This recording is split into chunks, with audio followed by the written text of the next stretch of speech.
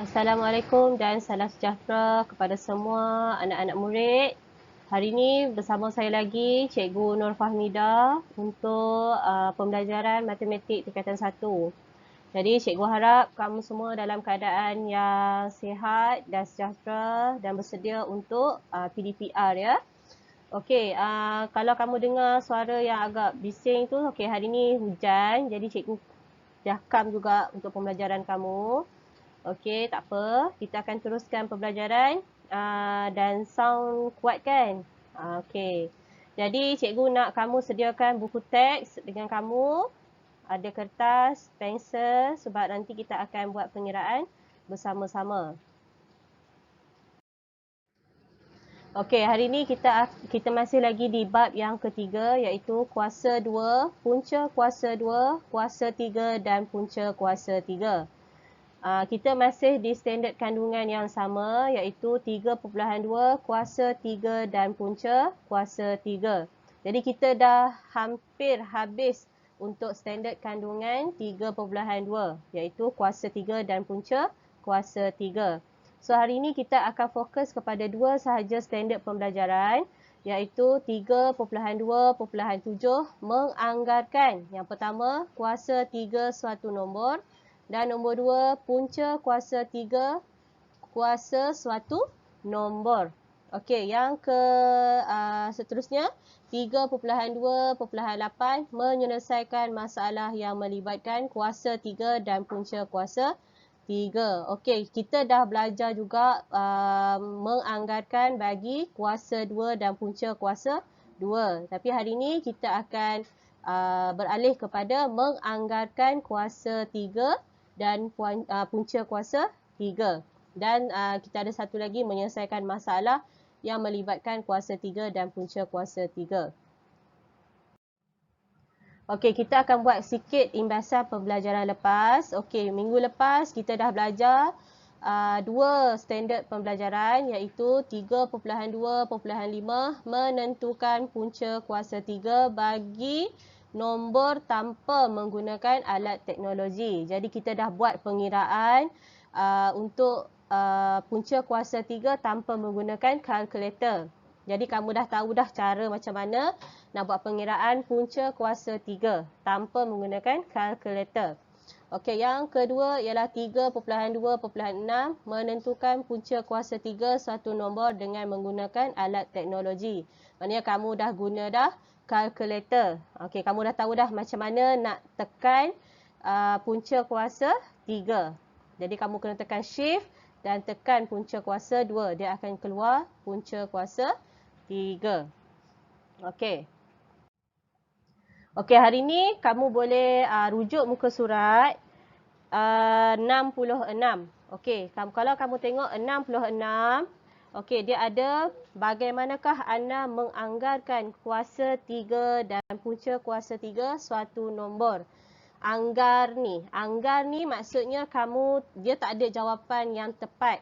Maksudnya dia kena cari sesuatu yang hampir ataupun menghampiri nombor yang dia bagi. Okey? Dia tidak tepat, dia menghampiri. Sebab tu kita panggil dia anggar ataupun anggaran. Okey, kalau kamu tengok contoh yang cikgu bagi ni, okey, contoh ni ada dekat dalam buku teks. Dalam buku teks muka surat 66. Jadi kamu boleh rujuk macam mana nak buat anggaran bagi satu-satu nilai. Okey, kita tengok contoh yang pertama tu, contoh 17. Anggarkan nilai bagi A 4.2 kuasa 3. Jadi penyelesaian dia tu macam mana? Okey, kamu boleh tengok dia tulis 4.2 adalah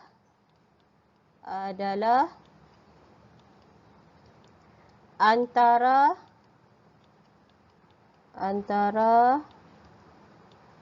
4 dengan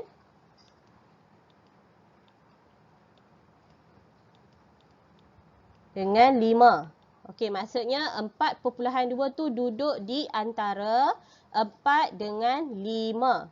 Jadi, seterusnya kita nak buat macam mana? Okey, kamu buat 4.2 kuasa 3 adalah antara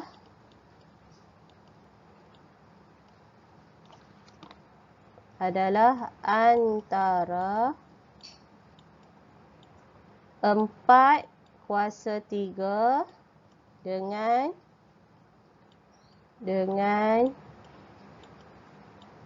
5 kuasa 3. Okey, sebabnya kita kena letak juga kuasa 3 sebab dia adalah anggaran bagi kuasa 3.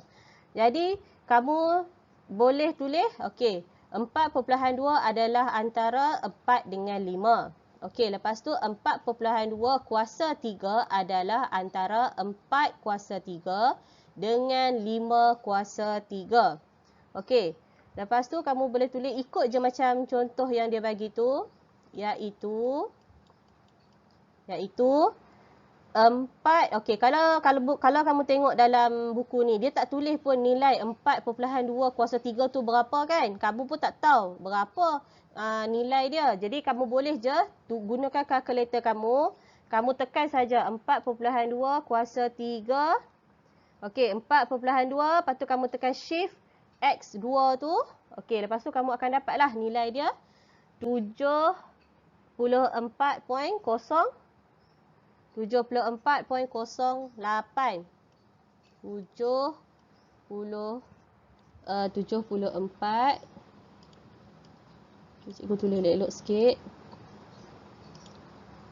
74.08 adalah antara, ikut je balik macam mana ayat yang ditulis tu, adalah antara okey, lepas tu kamu tekan kalkulator untuk cari pula nilai 4 kuasa 3. Jadi 4 kuasa 3 kamu akan dapat 64 dengan okey, 5 kuasa 3 kamu dapat 125. Okey. Lepas tu kamu tengoklah nilai mana yang paling hampir. Nama pun menganggarkan. Mana nilai 4.2 kuasa 3 ni, nilai dia ialah 74.08. Jadi, nilai ni paling hampir dengan nombor yang mana? 4 kuasa 3, 64. 5 kuasa 3 adalah 125. Jadi, yang paling hampir ialah 4 kuasa 3. Okey, lepas tu dia tulis macam mana? Maka 4 kuasa 3, 4 kuasa 2, 4 kuasa 2, 4.2 kuasa 3, anggaran dia adalah 64. Okey, 64 ataupun kamu nak tulis 4 kuasa 3 sama dengan 64 pun boleh. Okey? Okey. Sekarang ni kita tengok pula contoh yang kedua. Okey, contoh yang kedua ni sama juga macam nombor perpuluhan yang tadi, 4.2 tu. Jadi kamu nak buat macam mana? Okey, guna penyelesaian yang sama, yang contoh 17 tu. Okey, kamu boleh, okey, kita buat bersama-sama lah. Okey, kamu boleh buat macam mana? Okey, tulis dulu 9 9.1. Okey, 9.1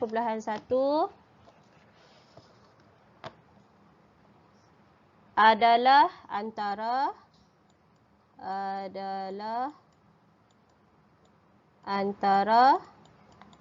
okey, antara berapa? Antara 9 dan 10. Sebab 9.1 dia duduk di antara 9, nombor 9 dengan 10. Okey, dekat ni okey. Okey, lepas tu kita kena buat apa? Kita kena letak nilai kuasa 3 dia. Okey, 9.1 kuasa 3 adalah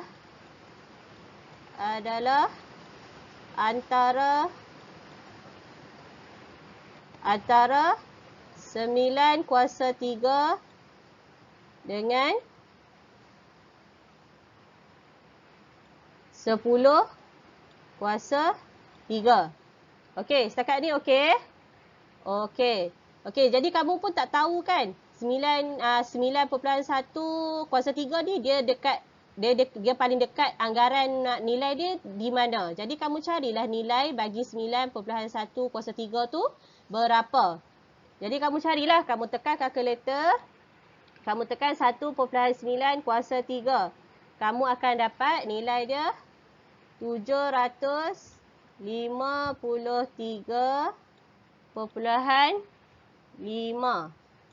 Okey. Adalah antara 9 kuasa 3 kamu akan dapat berapa? Tekan kalkulator, lepas tu tengok 9 kuasa 3 kamu dapat. Okey, 729. Okey, dengan okey, 10 kuasa 3 kamu akan dapat berapa? 1000. Jadi kamu tengoklah 753.5 tu dia paling hampir dengan siapa? Dia paling hampir dengan 729 ataupun 1000.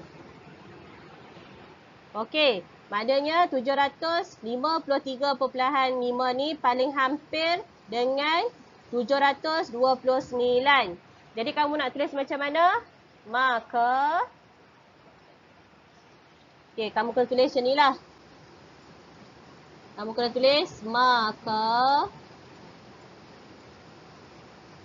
9.1 kuasa 3 boleh dianggarkan kepada 729. Ataupun kamu nak buat 9 kuasa 3 sama dengan 729. Okey. Macam itulah cara kamu nak buat anggaran bagi satu nilai. Okey, yang ni mudah lah sebab dia bagi dalam bentuk kuasa 3. Kuasa 3 ni dia mudah. Jadi kamu kena pastikan ada 4 ayat. Maksudnya mesti letak nilai dia dulu tanpa kuasa 3. Contohnya 9.1 adalah antara 9 dengan 10. Mana kamu dah dapat sini 1. Okey, lepas tu 9.1 kuasa 3 adalah antara 9 kuasa 3 dengan 10 kuasa 3. Okey, kamu dah dapat juga dekat sini untuk ayat yang kedua. Lepas tu kamu boleh pula cari nilai bagi setiap kuasa 3 tu. Okey, 9.1 kuasa 3 kamu akan dapat 753.5 adalah antara 9 kuasa 3, nilai dia yang kamu dapat adalah 729. Dengan 10 kuasa 3 kamu akan dapat 1000. Jadi kamu boleh pilihlah yang mana yang paling hampir ataupun anggaran dia yang paling dekat dengan nilai asal soalan tu, nilai yang diberi. Jadi kamu boleh tulis maka 9.1 kuasa 3 boleh dianggarkan kepada 729 ataupun 9 kuasa 3 sama dengan 729. Okey. Kalau untuk soalan anggaran, kamu kena jawab macam ni lah. Kamu kena jawab mesti ada 4 ayat yang kamu kena buat ataupun 4 baris lah. Jadi setiap baris tu kena ada soalan jawapan dia macam ni.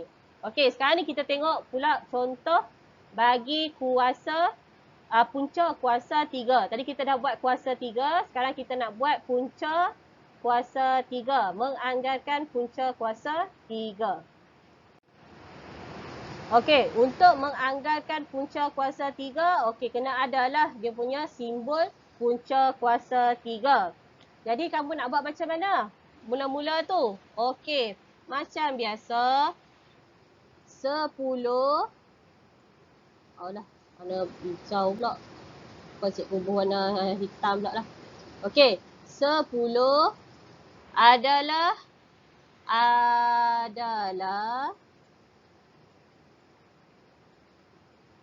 okey, hatu kamu boleh tengok antara kuasa 3 sempurna.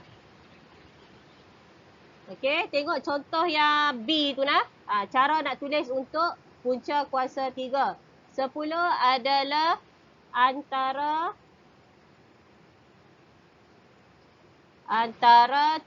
kuasa 3 sempurna.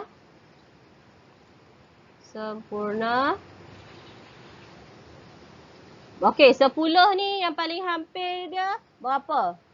Jadi kamu tak tahu kan berapa semua kan? Okey, sebelum kamu nak buat yang ni, cikgu ajarlah. Ini cara cikgu lah, cikgu tips cikgu. Senang. Okey, kamu cari dulu nilai punca kuasa 3 10 tu berapa? Kamu akan dapat 2.15. Jadi kamu tengoklah nilai apa yang paling, kamu dah tahu dah kan 2.15. Kamu dah dapat dah 2.15.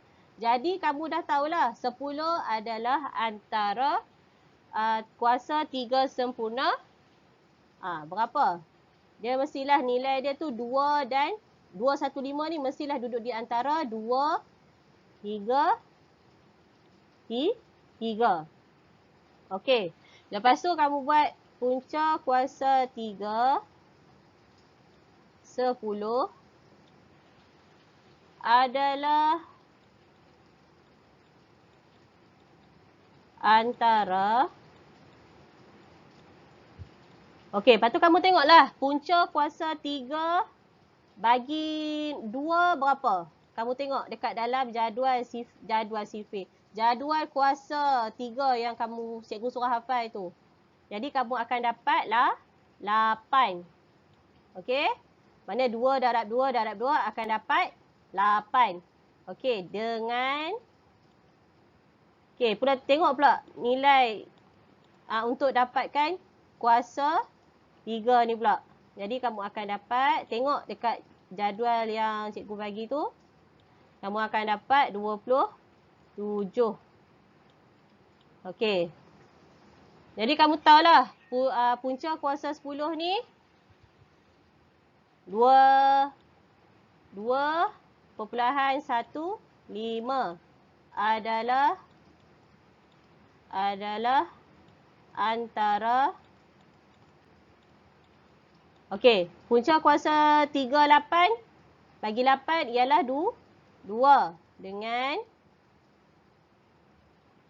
dengan punca kuasa 3 27 kamu dapat 3. Jadi betul lah 2.15 adalah antara 2 dan dengan 3. Jadi yang mana paling hampir dengan punca kuasa 10. Jadi maka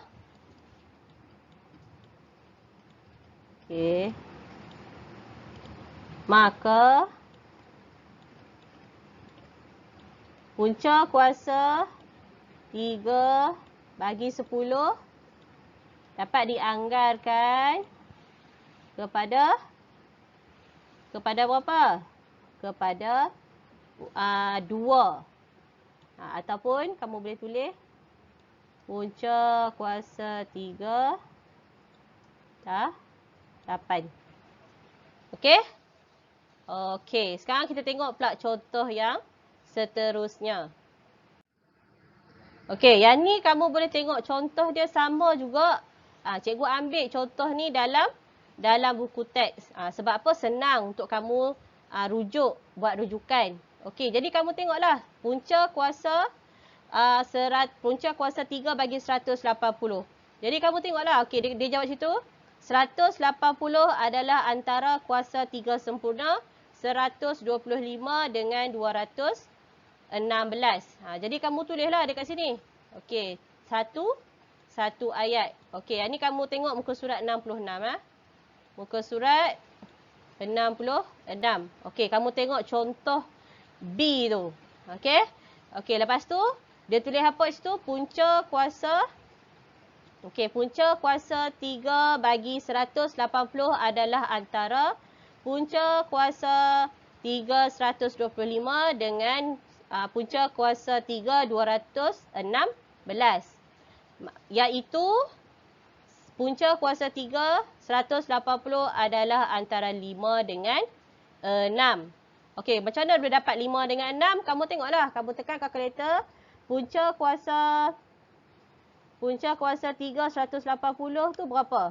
Okey, kamu akan dapat 5.6. Jadi 5.6 ni yang paling hampir dengan 5.6 adalah punca kuasa 3 216. Okey, kenapa tak ambil 5? Sebab kalau kamu tengok 5, okey 5 kan. Lepas tu 5.6. Lepas tu 6. Okey, kalau kamu tengok sini, maknanya kamu kena tolak 6. Kalau dekat paling menghampiri 6, dia kena tambah 4. Jadi yang mana yang paling baik adalah 5.6 adalah menghampiri 6. Okey? Okey, yang tu kamu boleh rujuk pada buku teks muka surat 66. Okey. Okey, hari ni kita nak tengok standard pembelajaran yang ke-8, iaitu menyelesaikan masalah yang melibatkan kuasa 3 dan punca kuasa 3. Okey, ini adalah salah satu contoh soalan berayat. Soalan berayat ni kamu kena berhati-hati, kamu kena baca betul-betul dan kamu kena kenal pasti dia punya keyword dia ataupun kata kunci dia. Okey? Okey. Okey, kalau kamu baca kat sini dia kata apa? Cikgu Nathan mendemonstrasikan cara membuat sebuah kotak berbentuk kubus yang berisi padu 263 cm padu. Okey, yang ni simbol kuasa 3 ni adalah simbol bagi isi padu. Okey, kemudian Sarah mengikut cara gurunya, tetapi panjang sisi kotaknya adalah 2 kali panjang sisi kotak gurunya. Nampak? Dia dah bagi dah. Kata kunci kat sini ialah 2 kali panjang. 2 kali panjang. Jadi berapakah isi padu kotak yang dibuat oleh Sarah? Maksudnya dia nak tahu berapa isi padu kotak yang dibuat oleh Sarah. Jadi kat sini kita nampak ada 3 benda yang perlu kita buat. Okey, pertama, kamu kena tahu dulu panjang sisi kotak Cikgu Nathan. Okey, dia bagilah dekat sini kan. Okey, kita dapat 200. Okey, kita dapat dah dekat sini 216. Okey, kuasa 3 lah kat sini. Okey, dah tahu kan? Okey, jadi macam mana kita nak tahu panjang sisi kotak berbentuk kubus Cikgu Nathan. Jadi kamu kena buat dia dalam bentuk punca kuasa 3. Jadi punca kuasa 3 bagi 216. Okey, kamu tekan kalkulator, kamu dapat berapa? Punca kuasa 3 216. Kamu akan dapat 6 cm. Okey, yang ni kamu dah dapat dah. Kamu dah dapat dah saiz kotak Cikgu Nathan. Okey, sekarang kamu nak kena tahu juga saiz kotak yang Sarah buat pula. Okey, Sarah dia kata dia ikut cikgu dia. Dia ikut cikgu dia. Tetapi panjang sisi kotaknya adalah 2 kali panjang. Maksudnya dia, kalau cikgu dia saiz 6, maknanya dia 2 kali lagi panjang daripada cikgu dia. Jadi macam mana? Okey, kat sini dia dah bagi dah. Dan kita pun dah jawab. Jadi kamu tulis 6 darab dengan 2. Ya, 2 ni kenapa? Sebab kat sini dah ada dah dia tulis 2 kali panjang. Jadi 6 darab dengan 2, kamu akan dapat 12 sentimeter. Okey, mana kat sini kamu dah tahu dah. Yang Cikgu Nathan, okey dah siap. Cikgu Nathan yang ni. Okey, yang ni. Okey.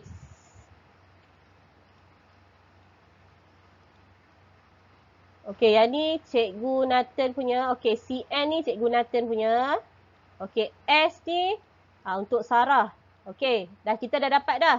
Jadi dia nak tahu isi padu bagi kotak Sarah. Betul? Okey, jadi macam mana kita nak buat? Okey, kita dah dapat dah Sarah punya yang ni kan?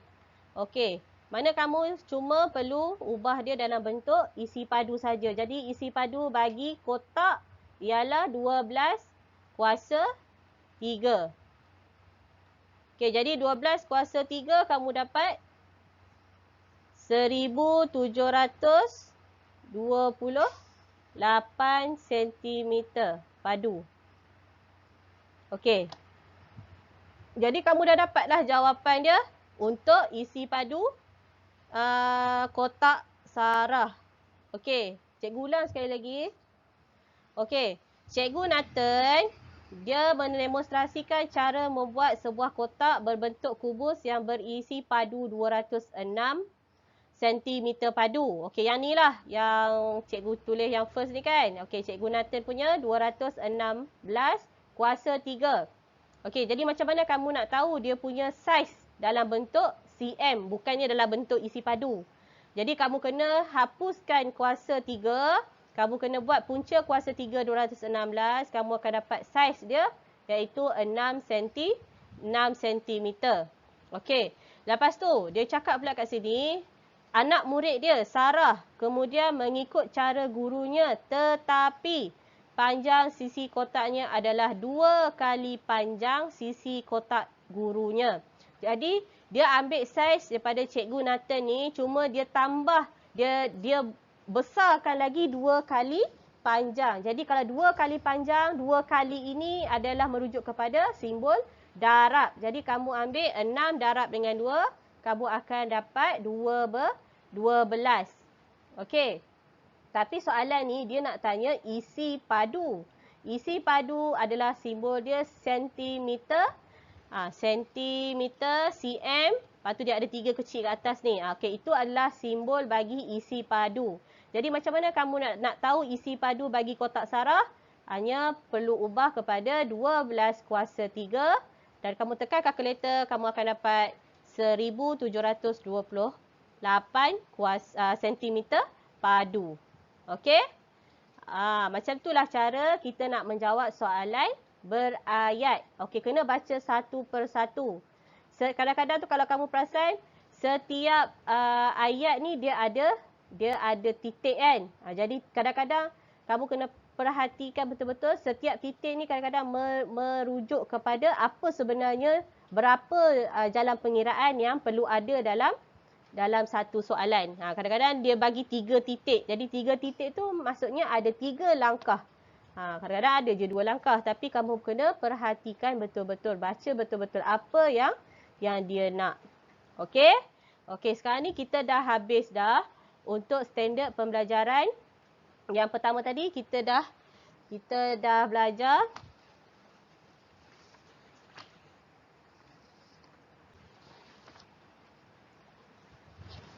okey, kita dah buat anggaran bagi kuasa 3 suatu nombor. Okey, kita dah buat dah kuasa 3 macam mana tadi kan? Yang contoh 9.1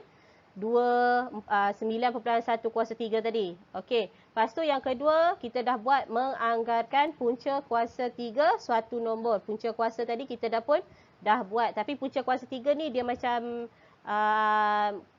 mencabar sikit lah sebabnya dia punca kuasa 3. Kamu kena berhati-hati. Kena tengok dulu dekat dalam jadual kuasa 3 tu. Okey, kamu kena tengok nilai punca kuasa tu paling hampir dengan mana. Dia tak boleh pilih macam kuasa 3. Kalau kuasa 3 senang. Kalau dia kata 4.2 adalah antara, kita tahu dah 4 dan 5. Kalau 8.9 di antara 7 dan 8 dan 7 dan 9. Macam itulah. Okey. Kalau punca kuasa 3, punca kuasa ni kamu kena tengok hati-hati, kena tengok betul-betul apa nilai dia.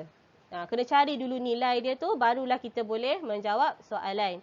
Okey, yang seterusnya kita dah belajar cara menyelesaikan masalah yang melibatkan kuasa 3 dan punca kuasa 3. Maksudnya soalan berayat. Okey, soalan berayat ni kamu kena baca betul-betul, kena perhatikan, cuba keluarkan maklumat apa yang kamu tahu. Okey, kalau macam mana kamu nak tahu maklumat-maklumat tu, okey, kamu boleh rujuk muka surat 67. Okey, dia ada bagi cara untuk menyelesaikan masalah. Yang pertama, kamu perlu memahami masalah. Kedua adalah merancang strategi. Maksudnya pertama tu kamu baca dulu dan kamu keluarkan maklumat dia ataupun kamu gariskan apa maklumat dia. Okey, lepas tu merancang. Merancang ni maksudnya kamu kena tahulah, okey, dia ni nak melibatkan simbol apa yang dia nak. Okey, lepas tu melaksana. Melaksana ni macam yang kita buat sekarang ni lah.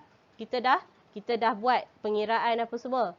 Okey, membuat refleksi tu sama juga, lebih kurang macam melaksanakan strategi. Tapi refleksi ni dah sampai tahap dia dah dapat jawapan. Okey. Okey, setakat itu saja untuk pembelajaran pada hari ini. Cikgu minta maaf kalau ada suara yang agak bising dalam audio sebab cikgu rakam video ni dalam musim hujan. Hujan pula petang hari ini. Okey, setakat itu saja. Jadi cikgu akan bagi latihan pengukuhan macam biasa. Buat, kalau tak faham boleh tanya cikgu, boleh WhatsApp cikgu, boleh telefon cikgu macam biasa. Okey, setakat itu saja. Assalamualaikum dan salam sejahtera. Bye.